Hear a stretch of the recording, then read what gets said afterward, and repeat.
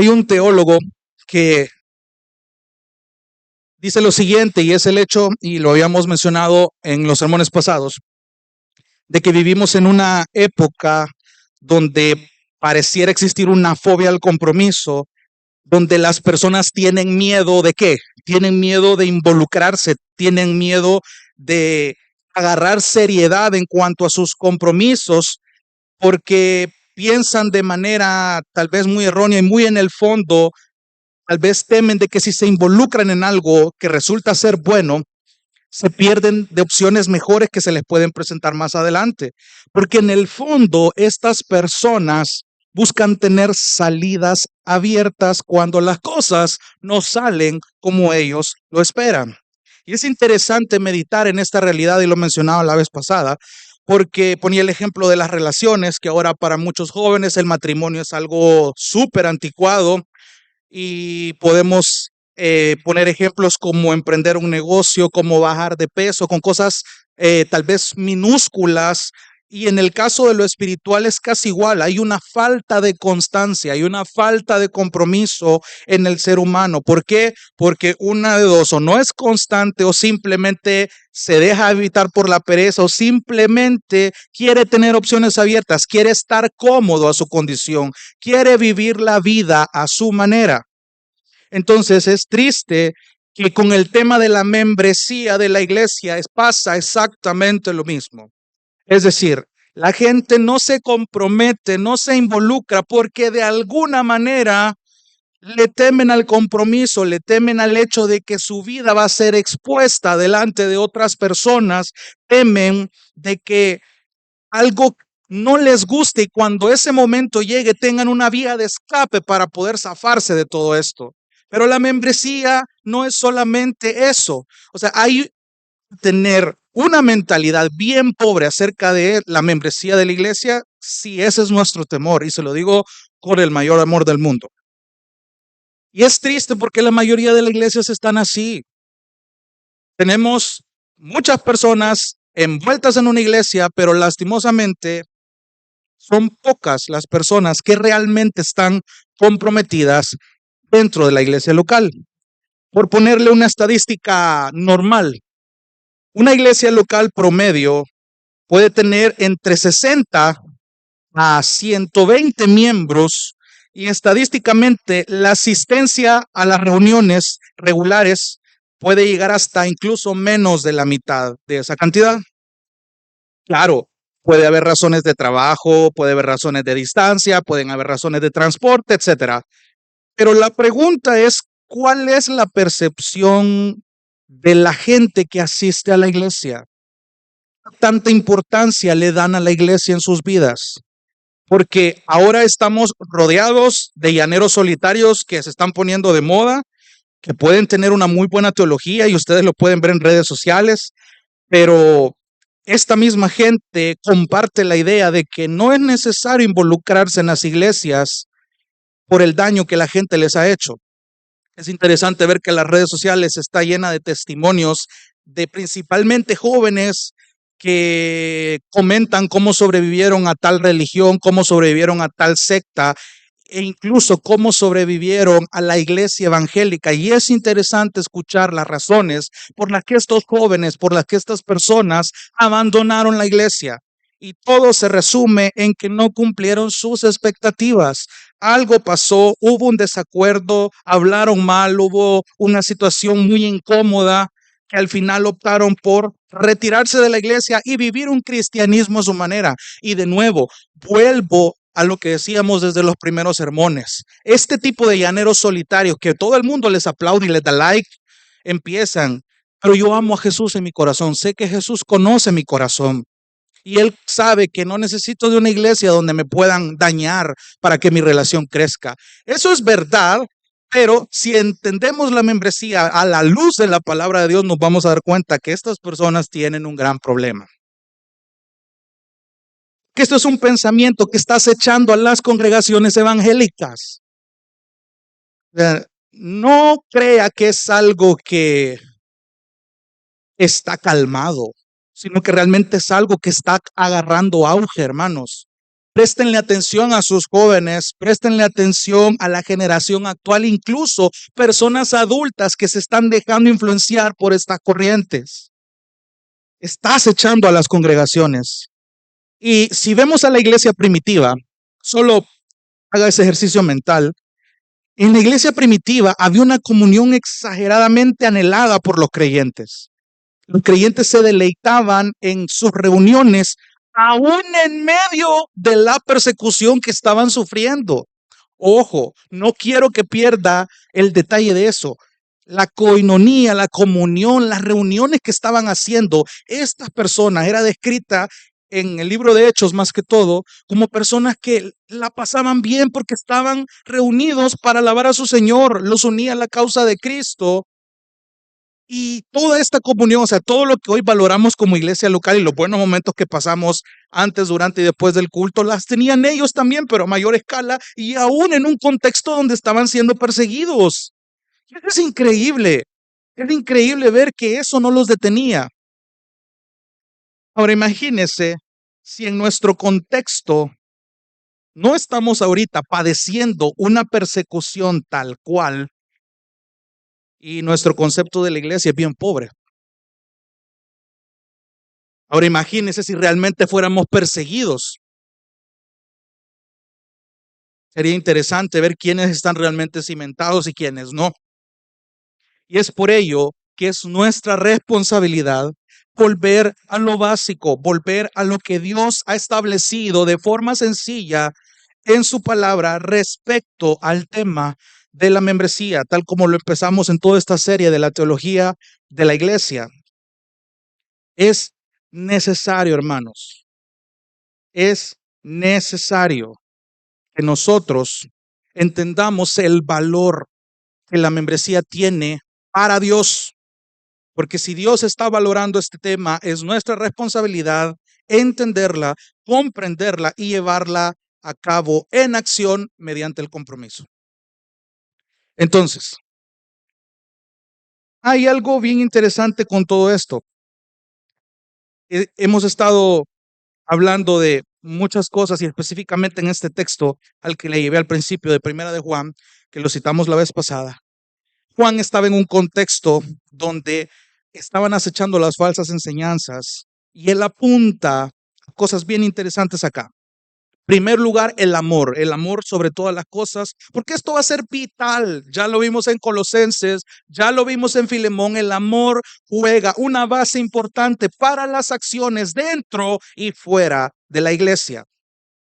Ahora bien, vimos todas estas ocasiones pasadas de que la imagen de la iglesia es la imagen misma de Dios. La imagen de la iglesia es una representación de la gloria de Dios. A Dios le ha interesado mostrar su gloria a través de la iglesia. Vimos todo el recorrido de las escrituras y de cómo el Nuevo Testamento le da ciertas imágenes para identificar a la iglesia, para hacer de ella algo distintivo, porque realmente Dios tiene un plan vital importante con la iglesia local.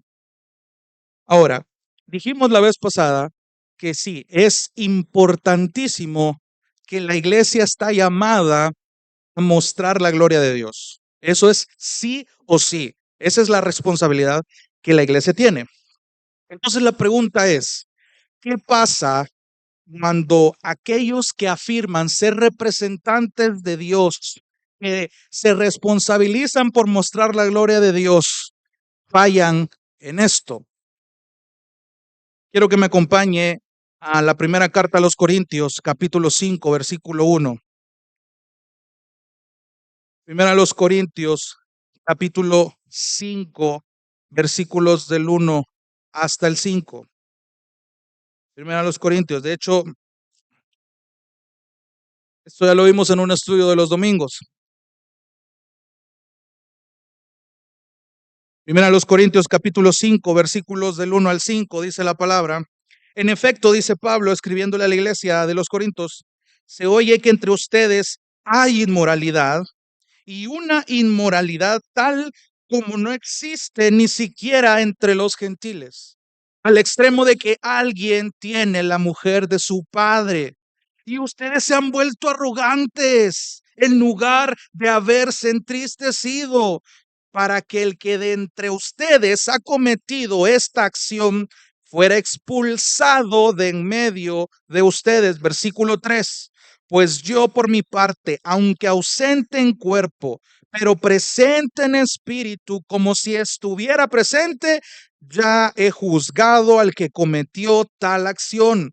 En el nombre de nuestro Señor Jesús, cuando estén reunidos y yo con ustedes en espíritu, con el poder de nuestro Señor Jesús, entreguen a ese tal a Satanás para la destrucción de su carne, a fin de que su espíritu sea salvo en el día del Señor Jesús. Hay bastante que decir de esta porción. De hecho, el pastor Marcelo le dedicó algunos sermones al respecto en los estudios de día domingo. Pero en resumidas cuentas, ¿qué es lo que está pasando acá? En términos sencillos, un hombre se acuesta con la mujer de su padre y la congregación lo sabe. La congregación sabe que un miembro de su iglesia está envuelto en este pecado y lo tolera. Y lo tolera. Entonces Pablo, sabiendo esa noticia, exhorta a la iglesia y llama y pone esa carga, esa responsabilidad de que la iglesia tiene que expulsar a esta persona para entregarlo a Satanás. Y póngame atención, esta idea de entregar a una persona a Satanás para expulsarlo de la iglesia y que esto suceda, no es con el fin de su destrucción total, de su destrucción final. No es que el tal va a ser entregado a Satanás y hay que ver el Señor qué haga con él y que se muera, nomás sea expulsado de la iglesia. Ese no es el sentido, ese no es la idea del por qué este proceso se tiene que hacer así, sino que la persona que sea expulsada debe ser restaurado. Esa es la aspiración, eso es lo que se espera de esta persona. Y aquí quiero que tal vez podamos entender algo. Es interesante que cuando en Mateo 18 Jesús da las instrucciones sobre la disciplina de la iglesia, que lo vamos a ver más adelante, es interesante ver que cuando llega al punto donde se expulsa a la persona, lo primero que tal vez muchos piensan es como, híjole, a nadie le gustaría pasar por ese proceso donde es expuesto a la iglesia. Y señores, a partir de este momento, fulano, fulana ya no forman parte de la membresía por este pecado. Entonces, el trato que ustedes tienen que tener con estas personas es meramente evangelístico. Tienen que recordarles, tienen que insistirles a estas personas en que tienen que corregir su pecado.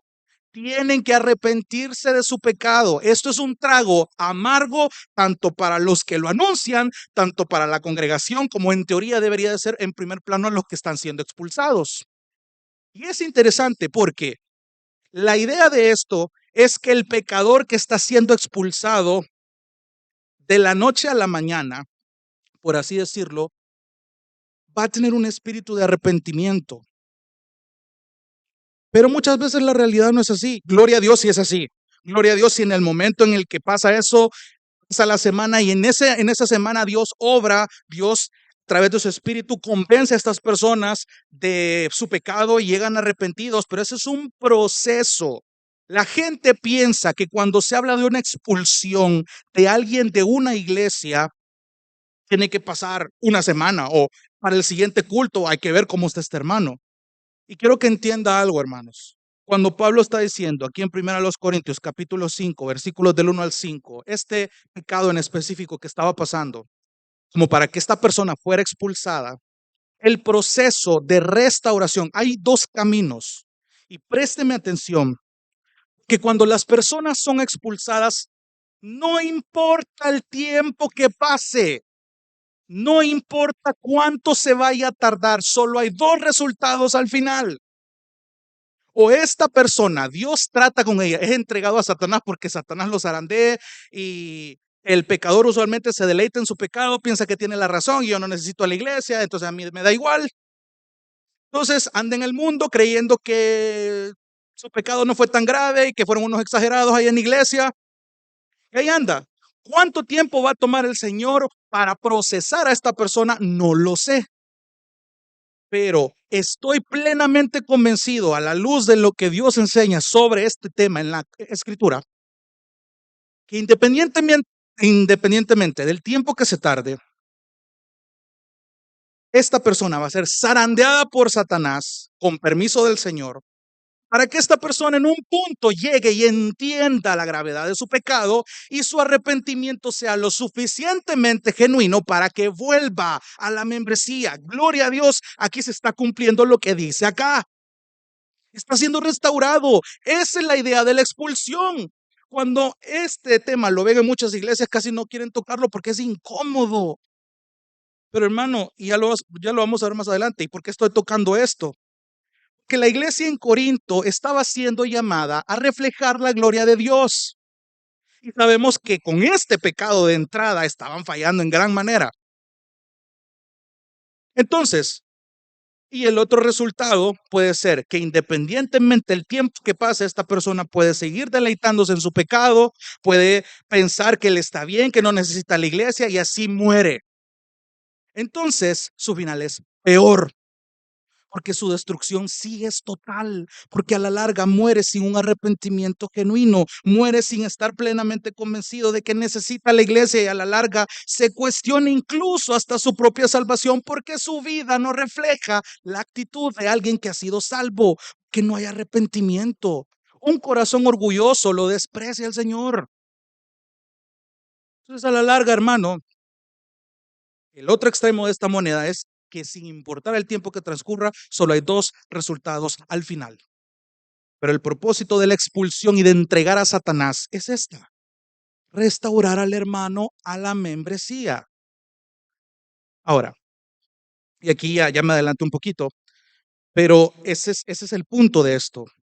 O sea, todo este proceso para definir el valor de la membresía, porque al final, ¿de qué hay que expulsar a esta persona? Según lo que Pablo dice, de la membresía. De eso es lo que está hablando Pablo.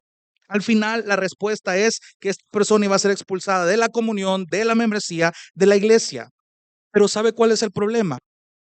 El detalle es que a la gente parece no importarle esto, porque no han entendido lo que la escritura misma enseña acerca de esto. Porque hermanos, es necesario entender correctamente la membresía, porque eso va a dar como resultado que la iglesia empiece a agarrar vida como tal. Cuando la iglesia entiende su membresía, sí puede causar un impacto a través de su evangelismo, a través de su testimonio, expandir el mensaje de Cristo de una manera orgánica. Y por lo tanto, Dios se lleva la gloria al final de todo esto. Entonces, una vez aclarado esto en el tema de Corintios, quiero que empecemos con la pregunta básica: ¿qué es la membresía?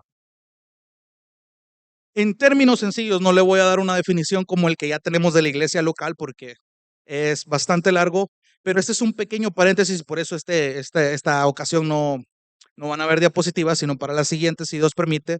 Pero son cosas tan sencillas con las que quiero que anote. La membresía, en términos sencillos, es la comunidad formada por los miembros de la iglesia local. Así de sencillo. La membresía es la comunidad formada por los miembros de la iglesia local. Esa es una manera, hay un montón de definiciones que son casi de 7 renglones, pero en resumidas cuentas, en esto consiste y se define la membresía. Ahora bien, evidentemente, ¿quiénes son los que forman esta membresía de una iglesia local? Bueno, bíblicamente la membresía, y présteme atención, bíblicamente la membresía es para aquellas personas creyentes, pero ojo acá, para aquellas personas creyentes, es decir, personas que han recibido al Espíritu Santo de Dios, personas que han nacido de nuevo, y esto está hablando de convicción. Grábese bien esa palabra, convicción. Este es un asunto de convicción. ¿A qué me refiero con la palabra convicción? Es toda aquella razón o aquella creencia que va a sostener mis pensamientos y mis actitudes Porque si mi convicción es que soy un creyente que ha nacido de nuevo, que se está sometiendo al señorío de Cristo, mis pensamientos y mis acciones van a ser guiados por esa convicción. Por eso es importante, y lo voy a reiterar, que la salvación es individual, hermano. Que bueno sería en cierto sentido que el padre de familia puede representar la salvación de toda su casa, pero no es así, no es el diseño de Dios. La salvación es algo individual porque es un tema de convicción. Qué precioso es cuando alguien hace algo por iniciativa y no solamente porque yo le animo a que lo haga siempre.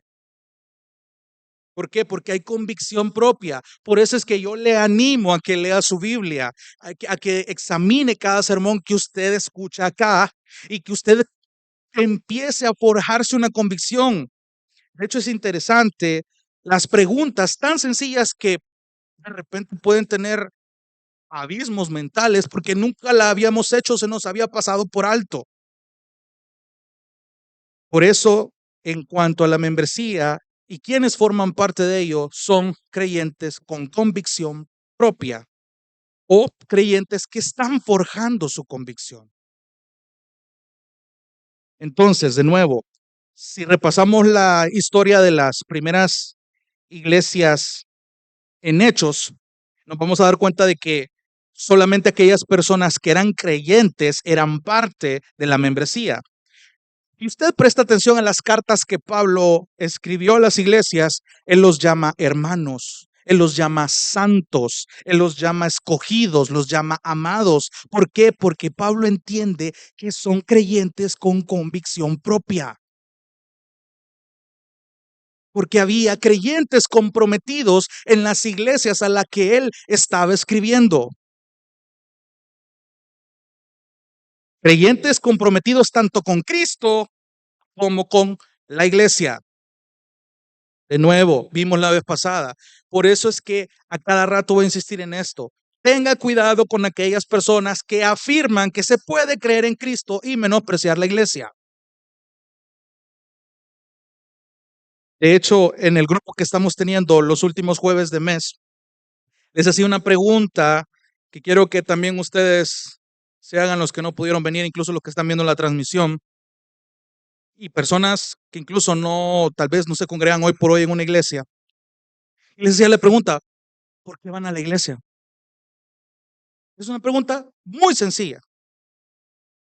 ¿Por qué venís a la iglesia, hermano? ¿Por qué venís a la iglesia, hermana? Preguntas sencillas. Y es interesante escuchar, fue interesante escuchar muchas respuestas, pero es una pregunta válida. Desde los más jóvenes hasta los de mayor edad. ¿Por qué vienen a la iglesia? ¿Por qué vengo yo a la iglesia? ¿Por qué vienen ustedes a la iglesia? ¿Por qué hay un interés por rutina, por compromiso, por llenar una agenda? De hecho, esto incluso lo hablaba con muchos familiares y escuchaba respuestas como porque yo estoy agradecido por la obra que el Señor hizo en mí, porque entiendo que le debo servir al Señor porque Él hizo esto en mi vida, porque Él restauró esto. Si usted presta atención a este tipo de respuestas que no son malas, ellos ven que su motivo y razón para ir a la iglesia es porque recibieron algo a cambio de Dios. Entonces, ¿es válido tener esa razón para ir a la iglesia, para asistir a la iglesia? De hecho, eso es un resultado, hermanos. Claro, gloria a Dios porque estamos agradecidos por la obra que Dios ha hecho en nuestras vidas y que sigue haciendo. Hay otros que dicen que porque a mí me lo inculcaron es porque yo voy a la iglesia. A mí me enseñaron que cada domingo, cada día de semana, dependiendo de qué fechas tengan cultos, entonces yo tengo que ir, porque así me lo enseñaron. En cierta parte es bueno porque hay una disciplina, pero no hay una convicción. Entonces, hermanos, algo tan sencillo como entender por qué asistimos a la iglesia debe tener un valor más profundo. Claro, este tipo de respuestas que ustedes han escuchado es un resultado, pero no debería de ser la razón principal.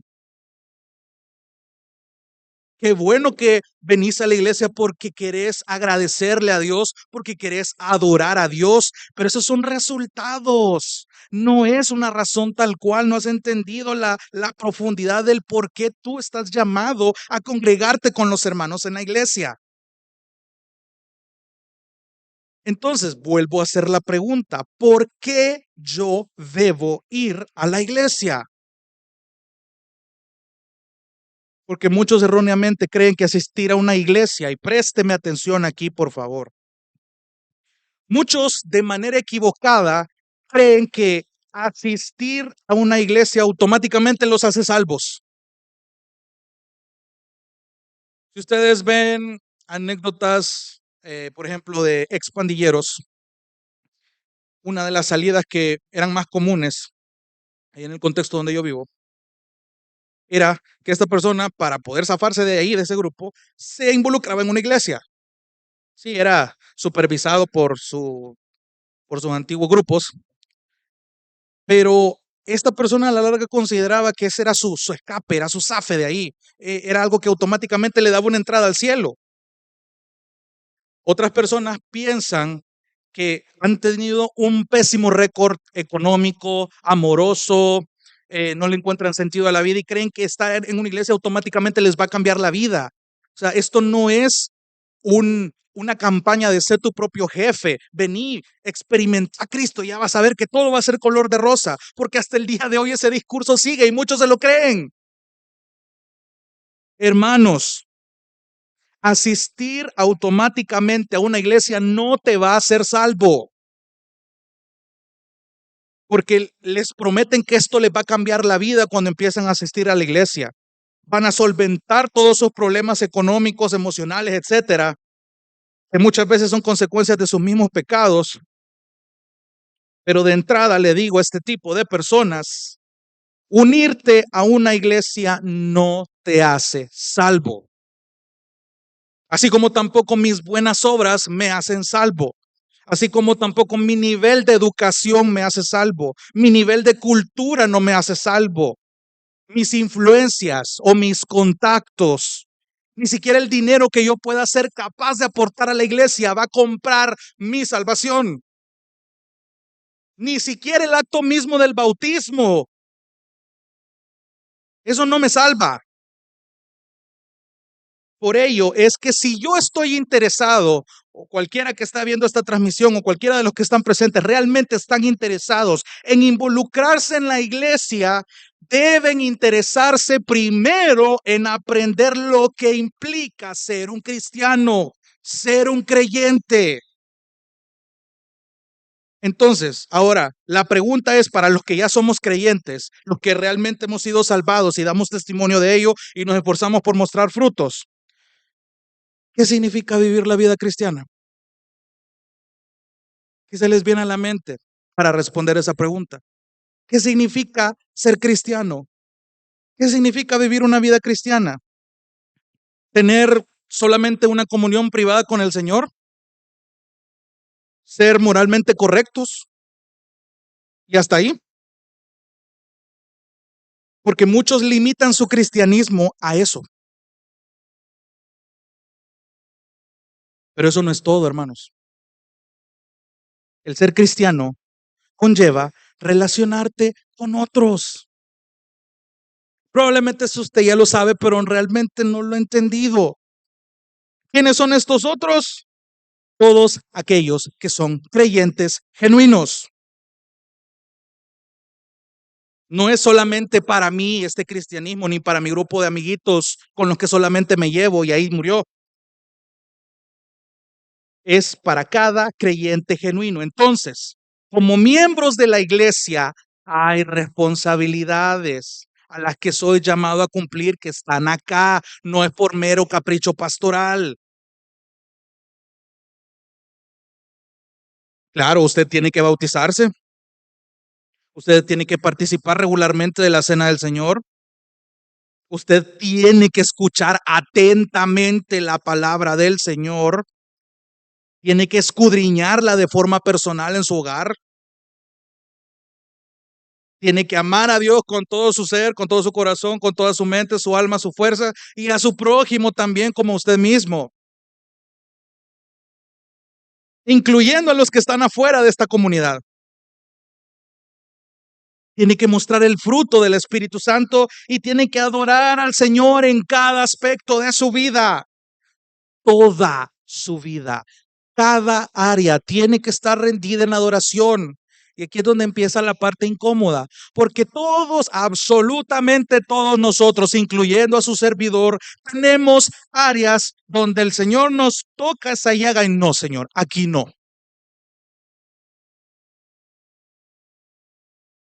Entonces no podemos ser miembros tal cual de la iglesia si no estamos dispuestos a rendir esas áreas que usted sabe que todavía tiene que cambiar para ser un representante de Dios como su iglesia.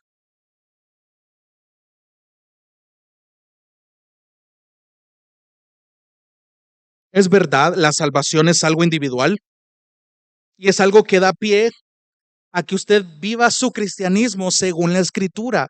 Y es verdad, usted tiene que meditarlo de día y de noche, la ley del Señor, como el Salmo 1 describe a aquella persona bienaventurada. Pero también es verdad, ojo con esto, pero también es verdad que el cristianismo es un asunto colectivo. El cristianismo es un asunto colectivo. La vida cristiana solo puede ser plenamente realizada en relación con otros. El cristianismo es un asunto colectivo. ¿Por qué? Porque usted tiene que tratar con otros miembros de la iglesia y parte de esos miembros también son sus pastores. Y usted tiene una responsabilidad para con ellos. Entonces vuelvo a la pregunta, ¿cómo? ¿Cómo, cómo, cómo se traduce esta responsabilidad que yo tengo con los pastores y con la congregación? Y solamente quiero empezar con estas primeras dos responsabilidades. Número uno, amarnos unos a otros. Acompáñeme a Juan capítulo 13. Juan capítulo 13. Amarnos unos a otros sí es algo que desde bíblica probablemente ya le están enseñando que tenemos que amar al Señor y tenemos que amar a nuestro prójimo, pero en la membresía esto cobra algo más profundo e importante. Juan capítulo 13 son textos que usted ya conoce, pero cuando la palabra de Dios nos recuerda cosas que ya hemos olvidado, golpean más fuerte y es glorioso el efecto que puede llegar a tener. Juan capítulo 13 versículos 34 y 35. Juan capítulo 13, 34 y 35. Mire lo que dice la palabra del Señor.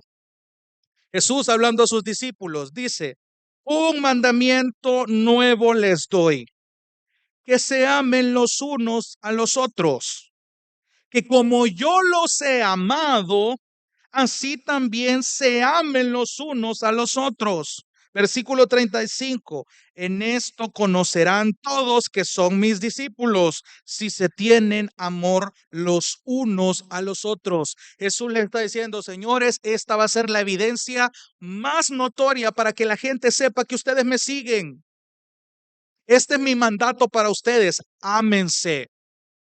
Ámense. El amor en este mensaje va a cobrar un, una magnitud, un alcance que no debemos pasar por alto. Amar al Señor como mandamiento es algo que debe afectarnos a diario, hermanos. Váyase un capítulo más, dos capítulos más adelante, capítulo 15, versículo 12, ahí en Juan siempre. Juan 15, versículos 12 en adelante. Presta atención. De nuevo, Jesús está diciendo, este es mi mandamiento, que se amen los unos a los otros, así como yo los he amado. Ese es el estándar. De la manera en la que yo los amé, así tienen que amar. No como a ti se te pegue la gana, no a tus condiciones, no a tu método. Versículo 13, nadie tiene un amor mayor que este, que uno dé su vida por sus amigos. Ustedes, dice Jesús a sus discípulos, ustedes son mis amigos si hacen lo que yo les mando. Mira el nivel de intimidad que Jesús está enseñándoles si nosotros realmente practicamos y evidenciamos este amor. Ustedes son mis amigos si hacen lo que yo les mando. Versículo 15. Ya no los llamo siervos porque el siervo no sabe lo que hace su señor, pero los he llamado amigos porque les he dado a conocer todo lo que he oído de mi Padre. Versículo 16. Ustedes no me escogieron a mí, sino que yo los escogí a ustedes y los designé, oiga aquí, para que vayan y den fruto y que su fruto permanezca. Habla de constancia, habla de compromiso, para que todo lo que pidan al Padre en mi nombre, y aquí puedo añadir el paréntesis, según su voluntad,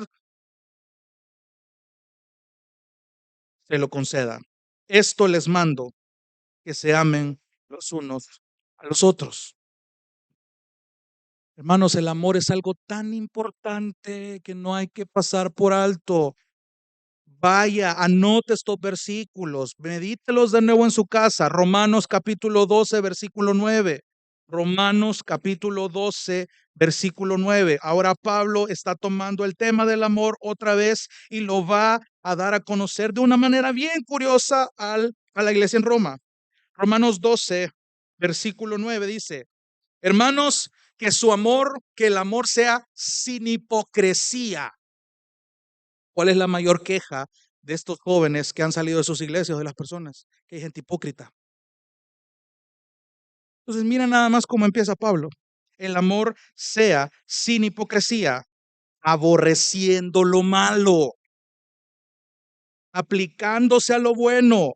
Versículo 10, sean afectuosos, dice aquí la Biblia de las Américas, unos con otros con amor fraternal, con honra, dándose preferencia unos a otros. Mira qué interesante esto. Hoy váyase un capítulo más adelante, Romanos 13, 8. Mira aquí lo que Pablo va a decir relacionado a la ley y al amor. Romanos 13, 8. No le deban a nadie nada, sino el amarse unos a otros. Esto sí lo pueden deber. Esto lo tienen que hacer. Porque el que ama a su prójimo, cumplido la ley. ¿Cómo así? Porque, versículo 9, esto, no cometerás adulterio, no matarás, no hurtarás, no codiciarás y cualquier otro mandamiento en estas palabras se resume. Amarás a tu prójimo como a ti mismo. Y el versículo 10, mire, el amor no hace mal al prójimo. Cuando el amor es genuino, cuando el amor es auténtico, lo que menos hace es dañar. Muchos disfrazan su amor con intenciones egoístas dentro de la iglesia y por eso las cosas salen mal. Por eso presta atención y filtra incluso las intenciones amorosas del por qué tú vas a hacer lo que haces. Las decisiones que vas a tomar. ¿Por qué estás haciendo lo que estás haciendo? Porque amo al Señor. ¿Estás seguro? ¿Seguro que no es por presión familiar, presión social o presión de tus amigos? ¿Por qué vas a tomar la decisión de agarrar más en serio a la iglesia o a Dios? ¿Estás forjando una convicción propia estando correctamente entendido de este amor? Porque, ojo, el amor no hace mal al prójimo. Jamás. Por tanto, dice Pablo al final, el amor es, no fue ni va a ser, el amor es, sigue siendo y va a seguir siendo siempre el cumplimiento de la ley. Eso es interesante lo que Pablo está diciendo acá. ¿Te das cuenta cómo el amor va tomando forma según lo vas viendo en las escrituras? Quiero dar dos textos más, váyase a Gálatas capítulo 5.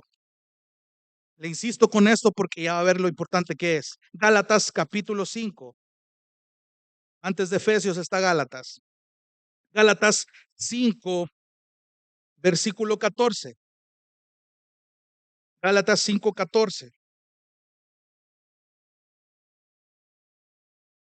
Dice, porque toda la ley en una palabra se cumple En el precepto amarás a tu prójimo como a ti mismo. Pablo está exhortando a los Gálatas en la libertad que ahora tienen. De hecho, en el versículo 13 dice, hermanos, a libertad fueron llamados, solo que no la usen la libertad como pretexto para la carne. Examinen sus intenciones, filtren ese amor que dicen tener, filtren la libertad que tienen en Cristo, las decisiones que toman, la manera en la que piensan, la manera en la que hablan, las áreas de su vida, filtrenlas a la luz de la libertad, porque todo esto es resultado del amor que han entendido. No lo usen como pretexto. Como soy creyente, pues el Señor me va a perdonar mañana, puedo pecar hoy. Y parece chistoso, pero muchos piensan así dentro de la iglesia. Si no, dice Pablo, sírvanse por amor los unos a los otros. Y ahí es donde dice, porque toda la ley se cumple en amarás a tu prójimo como a ti mismo. Un capítulo más adelante, Gálatas capítulo 6, versículo 10. Así que entonces hagamos bien a todos según tengamos oportunidad. ¿Sabes de qué está hablando esto, hermano? Que incluso las oportunidades tú debes de discernirlas para mostrar este amor. Dios te está dando su sabiduría y te la pone a disposición, según Santiago lo dice, capítulo 1, en el contexto de las pruebas. Si alguien tiene falta de sabiduría, que se la pida al Señor. El Señor no te va a cobrar IVA por sabiduría. Te la va a dar abundantemente y sin reproche y te va a ser dada. Pero la gente cree que lo sabe todo, que discierne todo según la Biblia. Cuando la misma Biblia en Santiago te está diciendo, si alguien tiene falta de sabiduría, tácitamente y bien amorosamente, Santiago les está diciendo, señores, ustedes les falta sabiduría. Pídanla, es gratis. Entonces tiene sentido lo que dice Gálatas 6:10. Entonces hagamos bien a todos según tengamos oportunidad y especialmente a los de la familia de la fe, la membresía. ¿Te das cuenta, hermano? El amor es la base de nuestra membresía. Una de las evidencias donde percibimos el amor de Dios es en su obra. El día martes platicaba con algunos hermanos de cómo muchas veces pasamos por alto el amor de Dios. Muchos decían, el amor de Dios yo lo puedo ver en sus misericordias que son nuevas cada mañana. Pero particularmente hay un autor llamado John Piper, en un libro que se llama Hermanos, no somos profesionales. Él dice que el amor de Dios principalmente se percibe en la obra que él ha hecho. Si tú lo piensas de esa manera, hermano, Dios creó todo para su gloria, ¿sí? Porque Dios ama su propia gloria. Entonces, si decimos que Dios ama su propia gloria, muchos dicen, uy, qué egoísta este Señor. No, porque si tú entiendes este amor bíblico y si entiendes que Dios mismo es amor, según Primera de Juan, el hecho de que Dios busque su propia gloria es la mayor muestra de amor y cuanto más para nosotros, para que Él pudiera glorificarse a sí mismo, mandó a su Hijo en rescate por ustedes y por mí. Esa es una muestra de amor que dio el sello perfecto, que es el Espíritu Santo, que habita en ustedes y en mí. Ese es el amor sellado en ustedes y en mí. Entonces, cuando el Espíritu Santo, que es ese sello de amor, empieza a transformarte, ahí está el amor de Dios. Hermano, yo percibo el amor de Dios cuando miro que ustedes crecen. El hecho de que usted me vea crecer a mí, tenga ese privilegio y esa responsabilidad de seguir orando por mí, gloria a Dios, porque no es por ningún mérito mío, es porque el Espíritu Santo con su sello de amor me está transformando a la imagen de Cristo. Y a la larga, dice Efesios, que todo es para la alabanza de la gloria de su gracia. Entonces el amor de Dios permea todo esto. En el caso de la membresía, el amor de Dios se muestra cuando ustedes están creciendo, cuando renuncian a su egoísmo y se involucran en la comunión. Tal vez va a sonar un poco infantil el ejemplo que les voy a dar, pero recuerdo que ya por el año 2000, cuando salió el primer capítulo de Bob Esponja y nos presentaron al personaje de Don Cangrejo, que de entrada nos dicen, este personaje es tacaño. Y lo más chistoso es que no le da pena decir que lo es. No le da pena vivir a la luz de su tacañería. Y hay una película donde este tipo inaugura un restaurante justo a la par del original que él ya tenía. Y le pregunta a un reportero, ¿qué te motivó a inaugurar un restaurante justo al lado del original? Y él dice, el dinero. Y hay risas de fondo y todo, pero es interesante cómo hacen de algo así risible. O sea, da chiste, es como, ese Don Cangrejo, qué avaro, qué tacaño, le gusta el dinero. Pero hermanos, es triste ver en la realidad a personas así, gente que de verdad vive por el dinero, le encanta el dinero, no le da pena decir que todo lo hace por dinero, e incluso está dispuesto a pasar encima de las personas y aún de su propia familia para obtener dinero. En la vida real eso ya no da risa. Ahora, si algo tan negativo puede tener un impacto en la sociedad, démosle vuelta a la tortilla. Cuando yo vengo a la iglesia y estoy involucrado en una membresía y empiezo a hacer cosas y a decir cosas y a pensar cosas por amor, entonces mi anhelo es genuino, no me debería de dar pena demostrarlo. ¿Por qué estoy orando por ti? Por amor. ¿Por qué soy el último en irme, por así decirlo? Por amor, porque me gusta hablar con ustedes. ¿Por qué, por qué venís desde tan lejos solo para estar una hora aquí? Por amor.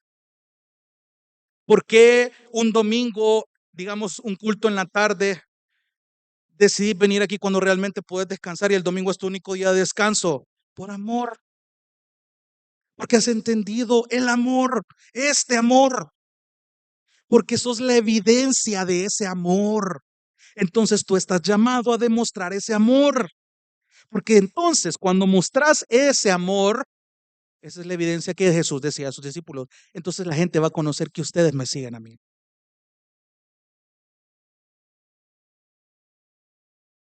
Y no solamente en mí, lo veo en ustedes cuando se esfuerzan por crecer, cuando muestran un interés genuino, no porque ánimo del pastor lo está diciendo. Hay amor de por medio, un amor desinteresado, un amor que combate mi egoísmo, que me quita mi comodidad. Estás renunciando a ser introvertido, de lo que casi no socializa porque le da pena hablar, porque estás empezando a relacionarte con los demás por amor. Es cuesta, Cuesta que toda la vida ha sido un introvertido que no le gusta hablar con la gente y ahora en la membresía el Espíritu está obrando lo suficientemente en vos para hablar con la gente, para abrirte con la gente. Eso solo Dios lo puede hacer a través de su amor. ¿Por qué lo estás haciendo? Por amor. Porque estás entendiendo el valor de esta membresía según las Escrituras.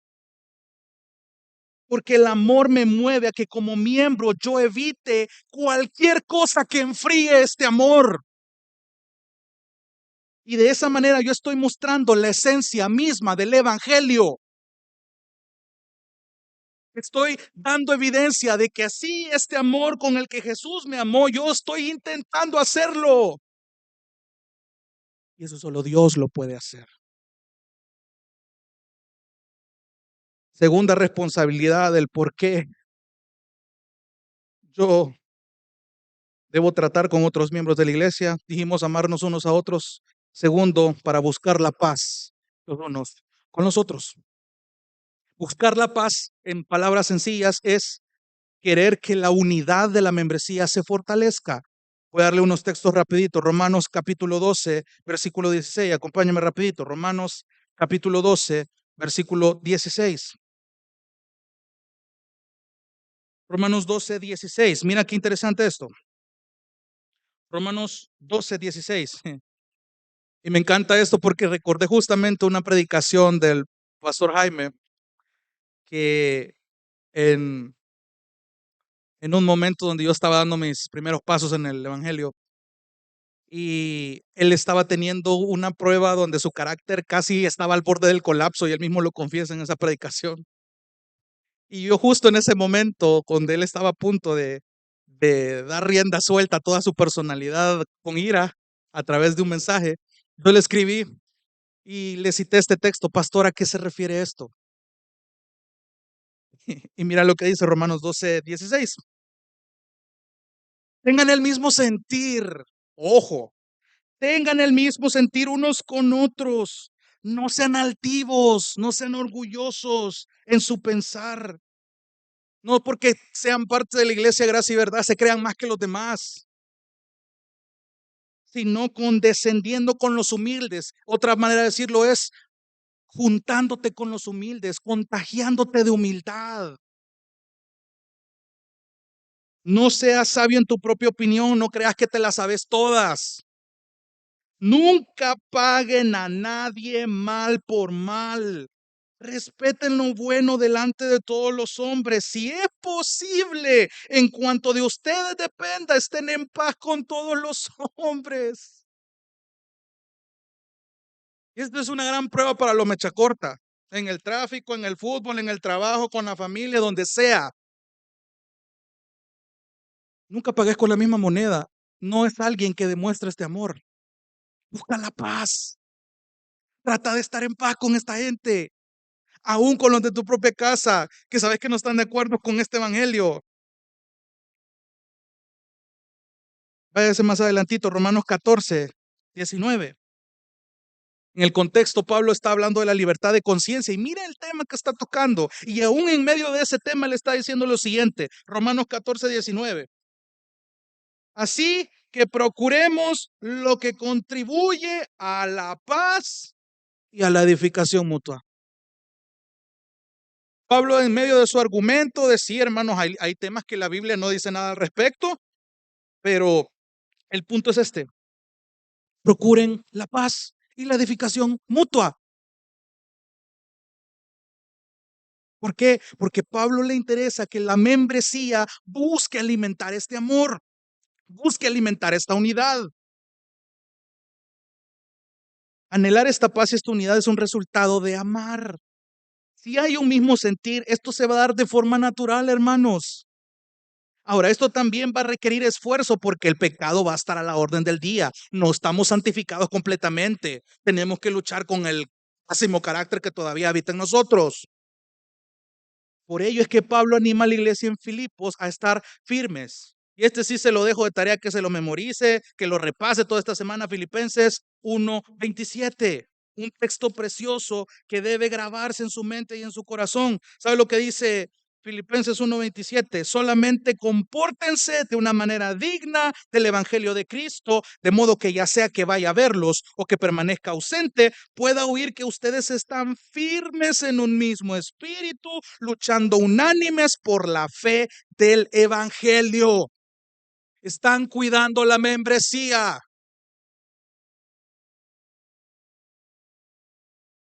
Entonces, para ir terminando, vuelvo a la pregunta. Entonces, ¿por qué tengo que ir a la iglesia? ¿Por qué tengo que yo valorar esta membresía? Porque eso es la punta del iceberg, hermano. Tenemos que empezar por esa pregunta. ¿Cuáles deberían de ser por lo menos? Porque hay muchas razones, hermano. Hay exagerada cantidad de razones bíblicas. Pero yo he querido resumirlo en 5 razones.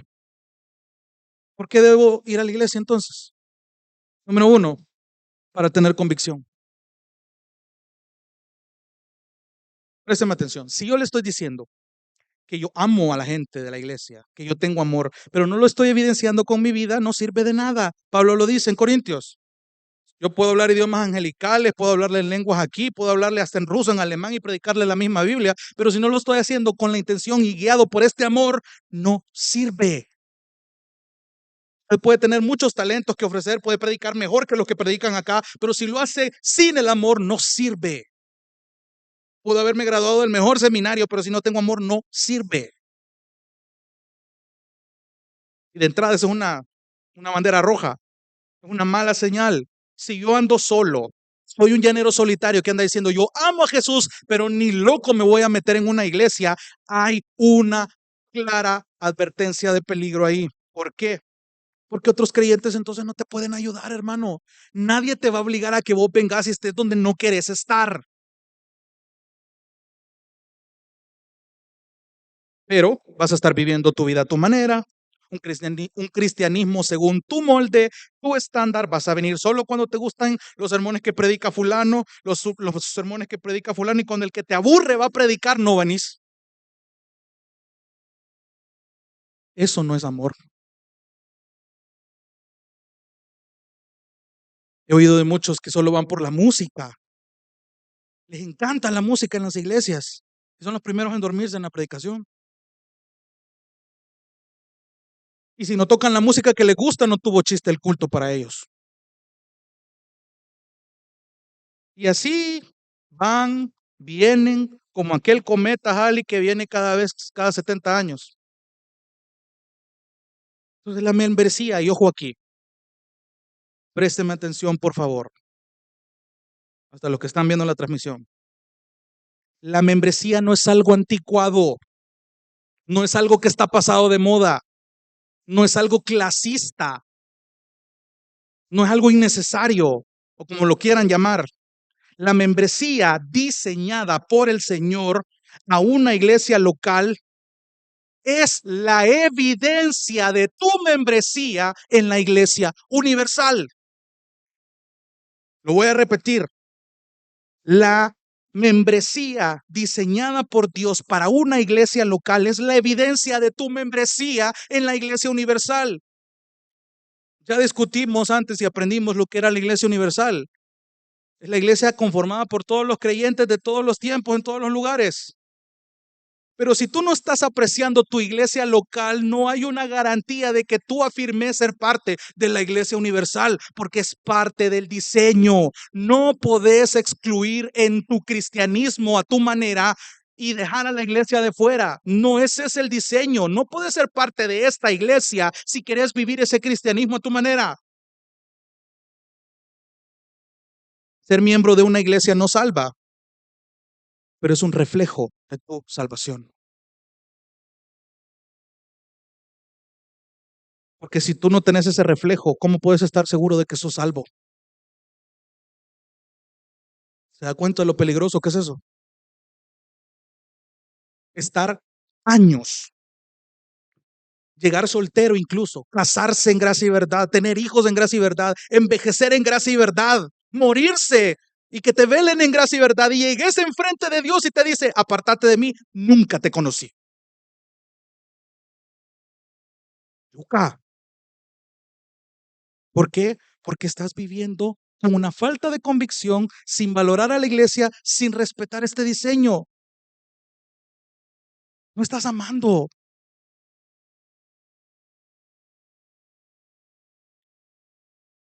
Entonces, hermanos, así rapidito, es necesario que forjes una convicción propia. Si no, esto no tiene chiste. Vas a venir a la iglesia porque el otro viene. Cuando sos miembro de una iglesia, estás dando la pauta que los otros te conozcan realmente como sos, y viceversa. Vas a conocer a los hermanos porque aquí vas a exponer tu vida. Y ojo, no para que sean chambrosos aquí ni estén hablando mal del otro, sino porque estás dispuesto a ayudar y apoyar tanto como puedas a tu prójimo para que sea parecido a Cristo. Ese es el valor de la membresía. Y ojo, no solamente para eso, sino que eso implica confrontarte cuando lo que tú estás viviendo no cuadra con lo que crees. La Biblia me da la autoridad como miembro de la iglesia, y tú también como miembro de la iglesia, que si yo estoy viendo que lo que vivís no cuadra con lo que crees, yo puedo ir y confrontarte, hermano, lo que estás haciendo no es bueno. Entonces, dependiendo de la respuesta a esa actitud, vas a evidenciar si hay un amor, porque el confrontamiento también es en amor. Son 5 razones, pero voy a terminar con la segunda. Razón número 2 del por qué debo venir a la iglesia: para evangelizar. Probablemente usted, y aquí hay otro tema que tocar, una mamusca, por así decirlo, porque hay una muy mala concepción del evangelismo. Se nos ha enseñado que el evangelismo es ir puerta en puerta, dar folletos, dar tratados, dar una estadística de que gané almas. El evangelismo no es eso. Muchos venimos de contextos así, hermanos, ganar almas, eso no es evangelismo. ¿Cómo? Eso lo vamos a ver más adelante. Pero a lo que yo quiero llegar es que, de hecho, me agrada como lo dice un teólogo, y dice, la iglesia local es por naturaleza una organización misionera. Ojo con esto. Respaldamos este alcance misionero con nuestras acciones cuando mostramos este amor de Dios al cubrir las necesidades de los demás y promovemos el evangelio cuando cooperamos en el trabajo de llevarlo a aquellos que todavía no lo han escuchado. Hermanos, la manera en la que ustedes y yo vivimos también hace visible este evangelio a quienes nos rodean, a los que no creen, a los que no son salvos todavía. Ellos pueden vernos y ver algo del evangelio, incluso a pesar de nuestras imperfecciones. Mira eso, a pesar de nuestras imperfecciones. Claro, si el Espíritu está orando en nosotros, imagínate ser parte de este plan a ese nivel, que el Señor a ti y a mí nos esté nombrando representantes que prediquen este evangelio y lo evidencien con sus vidas. A ese nivel de involucramiento estás llamado a ser porque Dios te mostró el amor y pagó con su sangre tu salvación.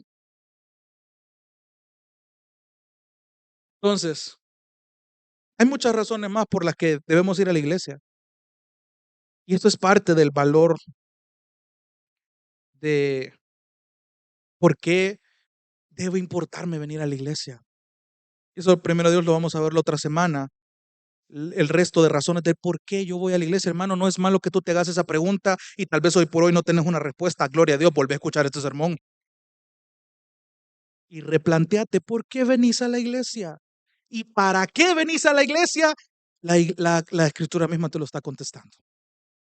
Y aquí, si Dios permite, la otra semana vamos a estar tocando ese texto controversial para valorar bien la membresía y la autoridad que ésta tiene, que tenemos que entender el texto de Mateo 16, donde está la polémica y controversial confesión de Pedro y la declaración de Cristo cuando dice, sobre esta roca edificaré mi iglesia. ¿Qué significa esto? Porque es la única vez que en los evangelios precisamente se menciona la palabra iglesia solo en esa vez.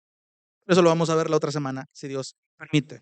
Entonces, por lo pronto, hermanos, no me queda más que animarle a que usted le dé gracias al Señor por mostrarnos el valor de esta membresía, por mostrarnos la responsabilidad que tenemos en manos y lo privilegiados que debemos estar al formar parte de este plan tan precioso. Imagínense qué gran sabiduría que Dios tuvo para diseñar este plan. Gloria a Dios por su fidelidad, porque Él es el mismo de ayer, de hoy y por los siglos. Ese es el Dios en el que usted cree y en el que yo creo. Así que hermano, medite en el valor que usted le está dando a su membresía y al por qué usted viene a la iglesia.